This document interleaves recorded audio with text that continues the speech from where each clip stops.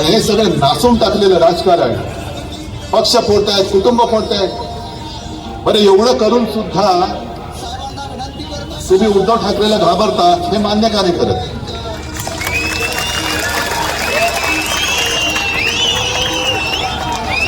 एक तर दाढीवाला घेतला, काही विचार करताना डोकं खाजवावं लागतं, हे दाढी खाजवतात. गद्दार तर आहेतच. आणि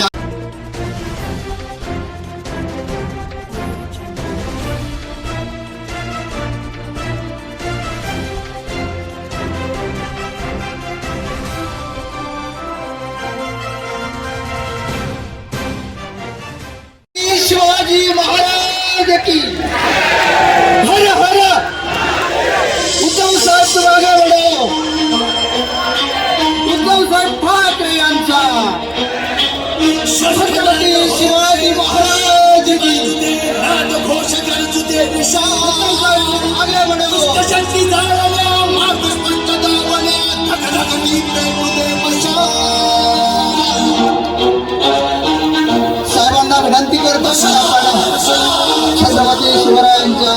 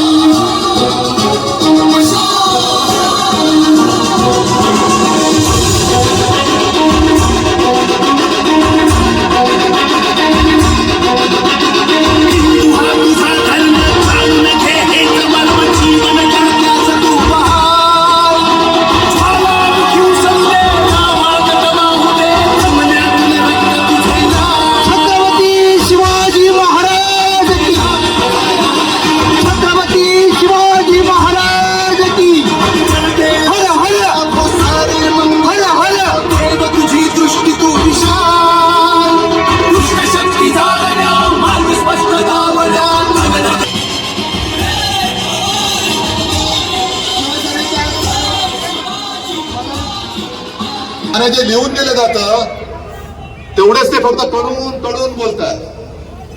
मला आश्चर्य एका गोष्टीचं वाटतं की मुझफ्फरजी, मला वाटतं याच भागामध्ये त्यांचं कुठलं ते रामभाऊ माळगी प्रबोधिनी आहे ना, रामभाऊ माळगी प्रबोधिनी आदर होता मला त्याच्याबद्दल.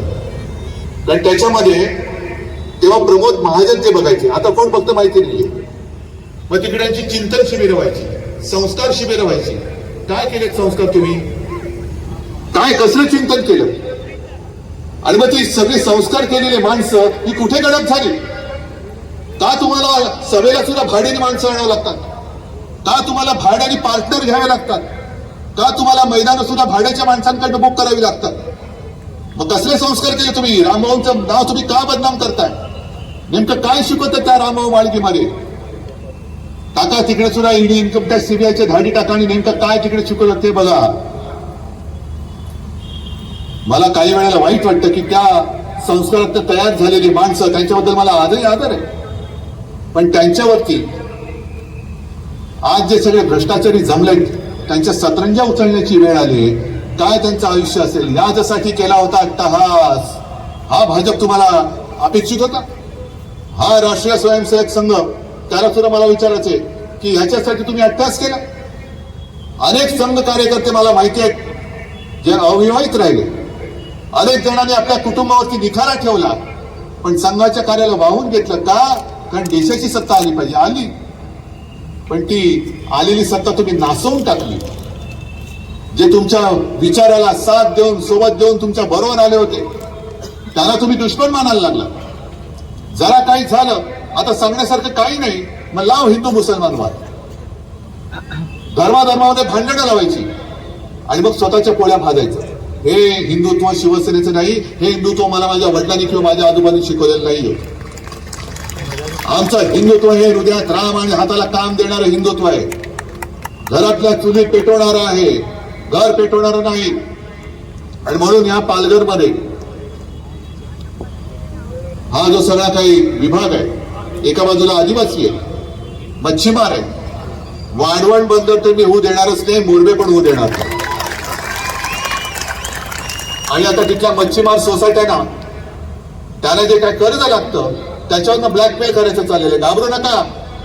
हे झालं आज, आता किती 14 तारीख गेली, अजून फक्त 20 दिवस थांबा. मग बरोबर आहे ना, यांचं कर्ज जे आहे ना ते व्याजासकट मी फेडून दाखवतो तुम्हाला.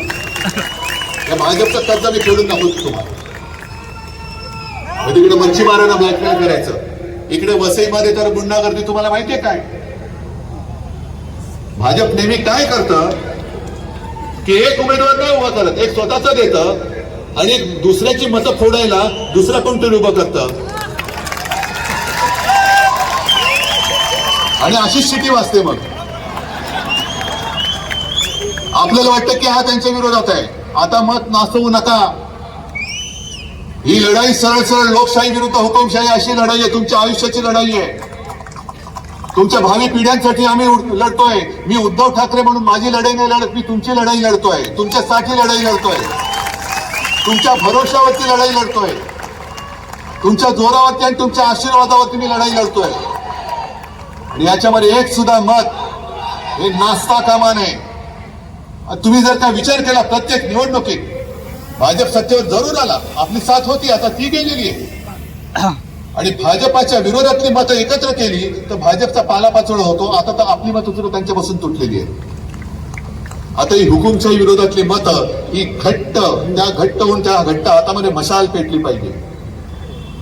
एक भारती ताई सारखी तुमच्यातलीच एक महिला, साधी महिला, आदिवासी,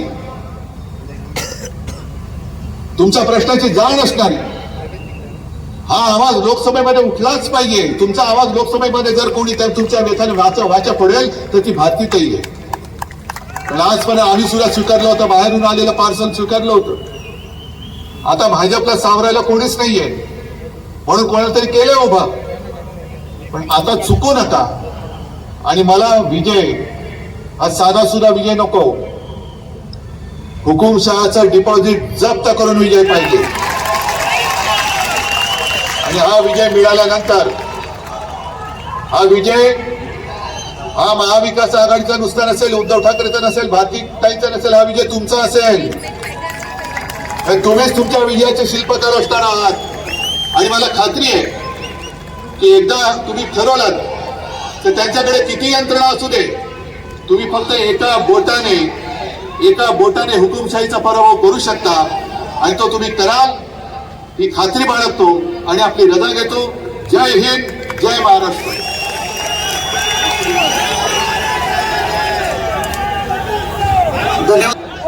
धन्यवाद.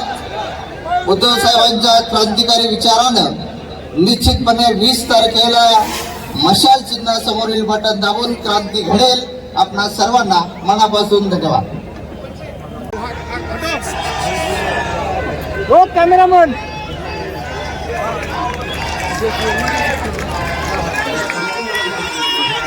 अखंड हिंदुस्थानाचा आराध्य दैवत राजा शिव छत्रपतींना मानाचा मुजरा.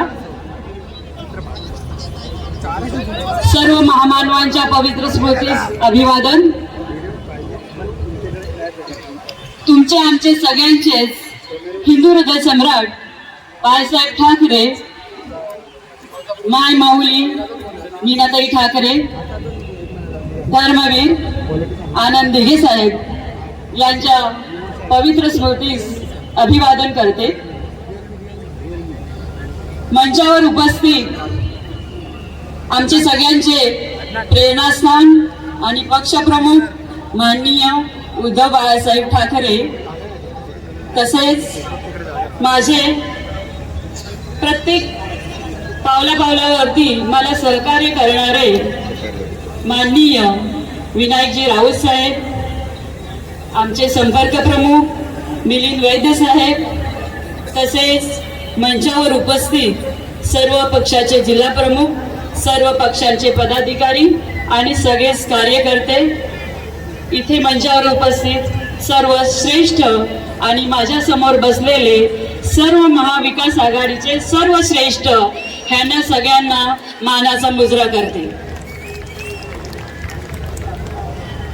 सर्वप्रथम मी आपल्या सगळ्यांचा आभार व्यक्त करते इथे की गेल्या कित्येक दिवसापासून आपण सगळेजण एक्सप्रेस ट्रेन या पालघरमध्ये थांबत नाही, तर त्या एक्सप्रेस ट्रेनला थांबा देणं तसेच ह्या पालघर जिल्ह्यामध्ये एक सुसज्ज असं हॉस्पिटल निर्माण करणं, ह्या पालघर जिल्ह्यामध्ये मेडिकल, टेक्निकल असे अनेक कॉलेजेस निर्माण करणं.